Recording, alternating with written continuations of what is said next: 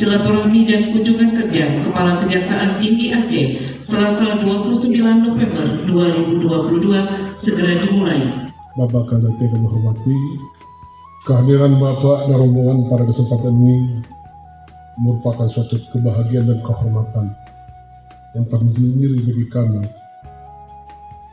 Karena dalam kesempatan yang sangat baik ini, kami dan masyarakat Kabupaten Aceh Tengah dapat bertatap muka secara langsung dengan Bapak. Mudah-mudahan dengan Bapak tadi bersama Ibu dengan sudah mendapat ulas, mudah-mudahan Bapak tidak lupa dengan Aceh Tengah ini, tidak lupa dengan kami. Ini maka saya katakan saya berbangga malam ini Bapak berbaju Kerawang.